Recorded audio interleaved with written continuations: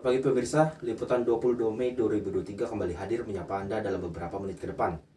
Kami akan menghadirkan berita yang aktual, terpercaya, dan tentunya terbaru bersama saya Michael Nathan Kurniawan. Kita awali informasi pertama pemirsa, Presiden Joko Widodo yang kerap dikenal dengan Jokowi telah mengambil langkah tegas dalam menangani masalah jalan yang ada di Provinsi Lampung. Dalam sebuah keputusan yang mengejutkan, Presiden Jokowi secara langsung mengambil alih tanggung jawab perbaikan jalan rusak tersebut dari pemerintah daerah setempat. Keputusan ini datang setelah adanya keluhan masyarakat terkait kondisi jalan yang semakin memprihatinkan. Jalan-jalan utama di Lampung mengalami kerusakan parah dan memberikan dampak negatif terhadap kehidupan sehari-hari penduduk setempat, termasuk aksesibilitas, mobilitas, dan keselamatan. Dalam pernyataannya, Presiden Jokowi menegaskan bahwa kondisi jalan yang buruk tidak dapat dibiarkan begitu saja. Ia menekankan bahwa pemerintah pusat harus turun tangan untuk memperbaiki situasi tersebut demi kesejahteraan masyarakat Lampung.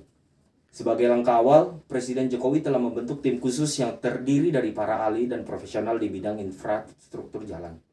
Tim ini akan bertanggung jawab atas perencanaan, pemantauan, dan pelaksanaan perbaikan jalan rusak di Lampung.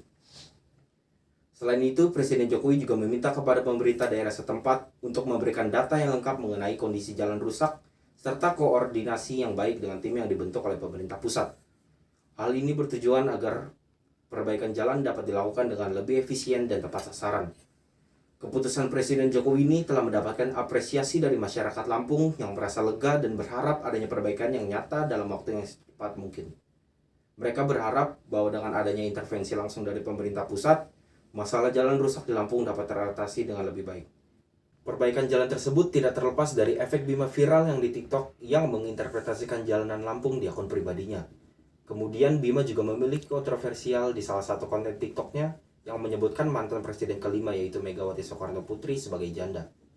Dan sudah terhubung bersama rekan kami, Komang Banu Pranata yang siap menanyakan tanggapan masyarakat terkait kontroversial tersebut. Silakan Pak Komang. Baik, terima kasih Saudara Michael Anandini. Selamat siang pemirsa. Kembali lagi bersama saya Komang Banu dalam liputan Selasa 22 Mei 2023. Baik, saya sekarang akan mewawancari salah satu narasumber terkait kasus kontroversial yaitu Bima Lampung, yang dimana ia menanggapi sebuah video dalam sosial media yaitu wawancara antara Ganjar dan Najwa Shihab, di mana ia menyebutkan sebuah sebutan yang kurang etis yaitu sebutan janda kepada Ibu Megawati Soekarno. Sekarang di sebelah saya sudah ada salah satu narasumber, boleh diperkenalkan? Akhirnya baiklah. Pertanyaan pertama, menurut tanggapan Kakak atau opini pribadi Kakak, bagaimana sih melihat kasus Bima kontroversial itu yang dimana ia menyebutkan sebuah sebutan janda kepada Ibu Megawati? Aku sebenarnya dengan dia menyebut Ibu Megawati dengan sebutan kurang sangat tidak etis, karena memang itu masalah privasi dari Ibu Megawatinya sendiri. Tapi kalau sampai dia menyebut itu di dalam media dan bisa didengar oleh banyak orang, bahkan di Indonesia, itu sangat bersopan. Mungkin Kakak ada solusi kepada teman-teman bagaimana sih kritik yang baik itu?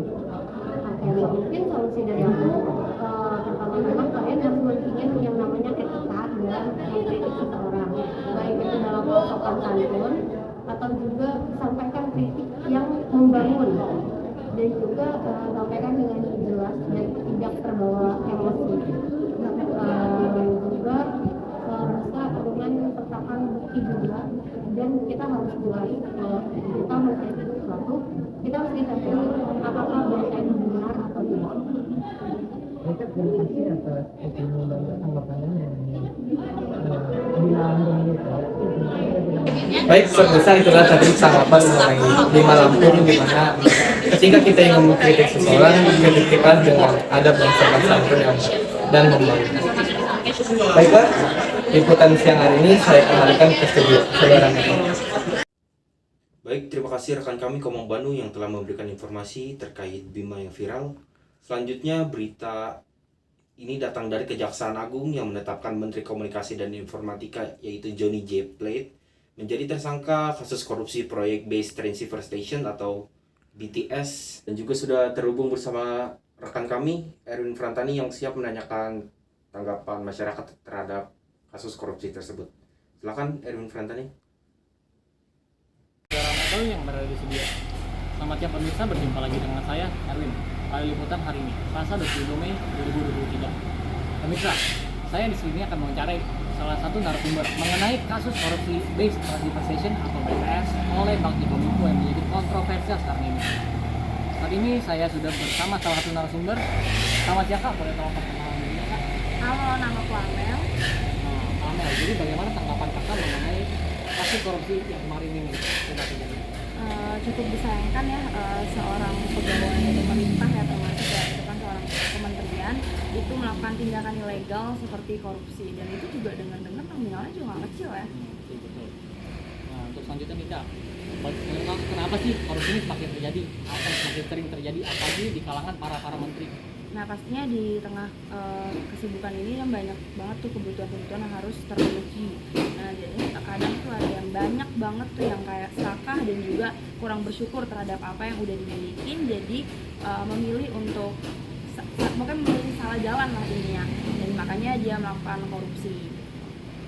Nah, bagaimana nih menurut Kakak cara agar pemerintah ini dapat meminimalisir atau mungkin ya bisa mungkin memberhentikan korupsi ini lah ya?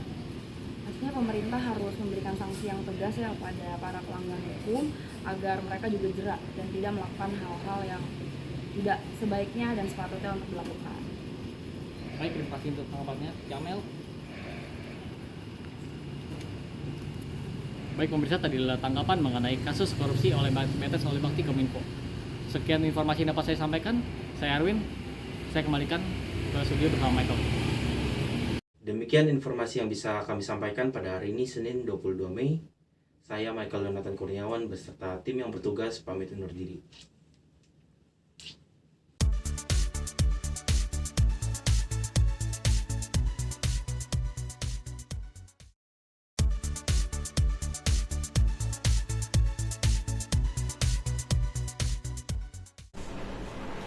Salam olahraga. Halo pemirsa, kembali lagi bersama saya Rivaldo Lefran di program Week Sport hari ini. Hari ini saya akan membawakan berita tentang Indonesia menjuarai sepak bola SEA Games setelah 32 tahun lamanya. Timnas Indonesia U22 menuntaskan dahaga gelar selama lebih dari 3 dekade setelah menghajar Thailand pada laga final SEA Games 2023 di Stadion Olimpik Phnom Penh Selasa 16 Mei malam. Duel sengit skuad junior Garuda dan Gajah Perang berlangsung alot. Indonesia sempat unggul 2-0 melalui Bres Ramadan Sananta pada babak pertama. Lalu Thailand kemudian mencetak gol di menit-menit akhir babak kedua. Pada masa extra time, Indonesia kemudian mencetak 3 gol dari 3 pemain yang berbeda, yakni Irfan Jauhari, Fajar Fatur Rahman, dan Beckham Putra Nugraha. Kesuksesan pertama diraih pada SEA Games 1987. Medali emas sepak bola sempat lepas pada 2 tahun berselang. Baru pada SEA Games 1991, Timnas Indonesia kembali mendapatkan emas. 4 kesempatan meraih emas gagal diwujudkan, yakni ketika Indonesia masuk final pada tahun 1997, 2011, 2013, dan 2019.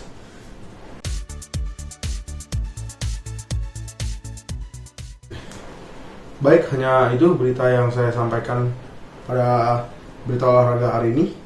Salam olahraga.